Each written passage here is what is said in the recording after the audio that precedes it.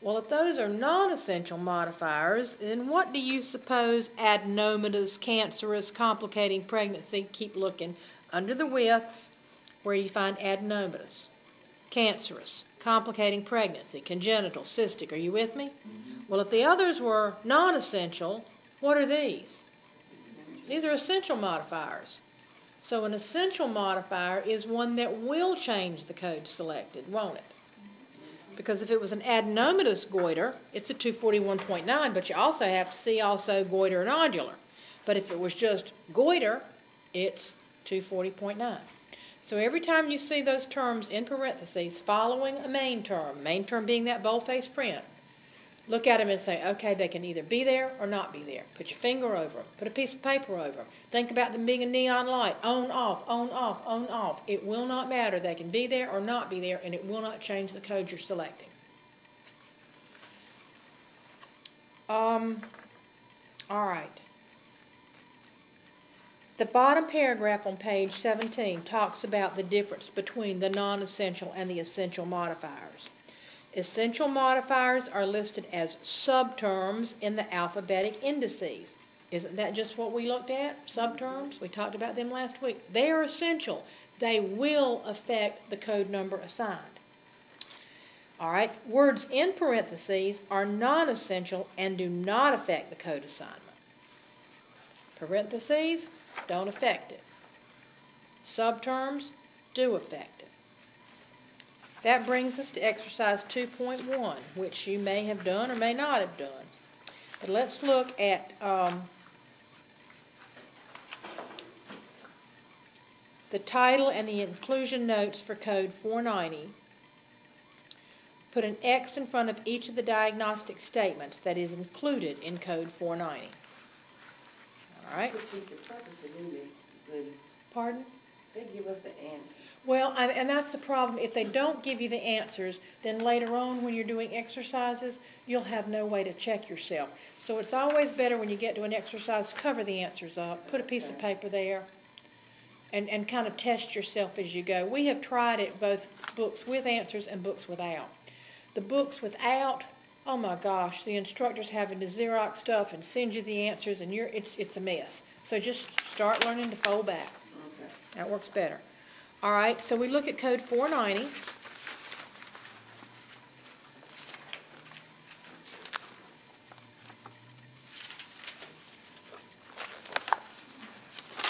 And tell me, in looking at code 490,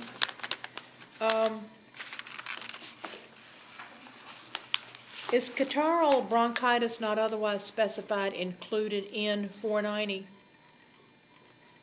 Yes. Is chronic bronchitis? No, it's not listed there. But it is, that would be 491, wouldn't it? Is allergic bronchitis under 490? How do I know it's not?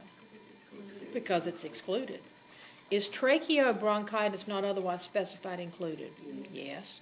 Is asthmatic? And how do I know it's not? It's got an excludes note.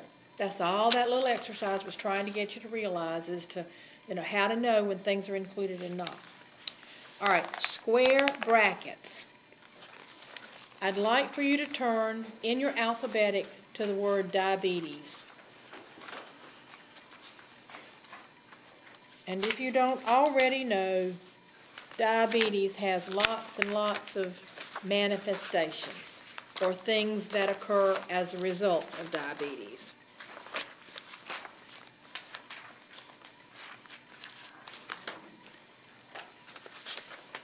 I would like for you to find under diabetes cataract. We're looking for a diabetic cataract.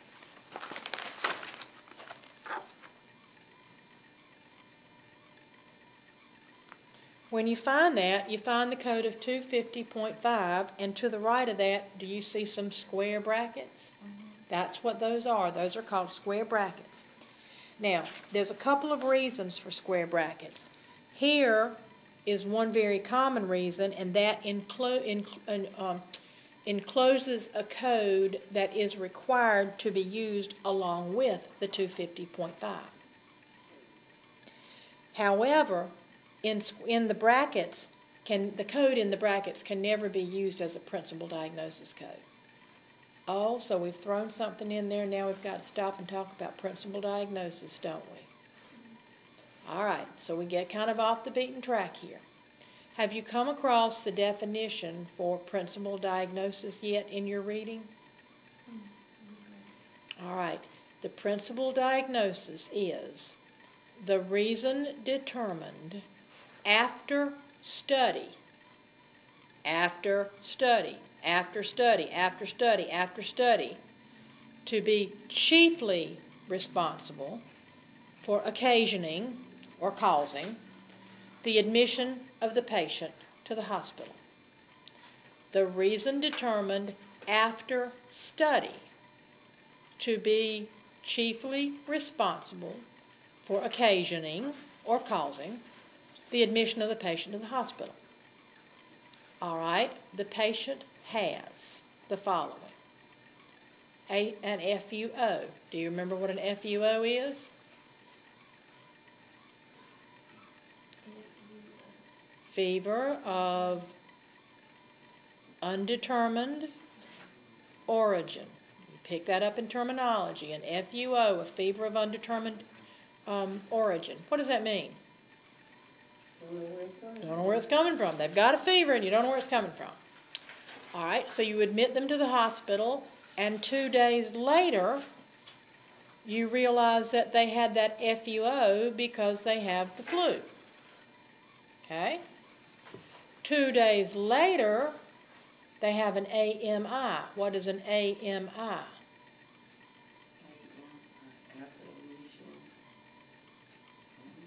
What's an MI? Myocardial infarction, which is the medical term for what?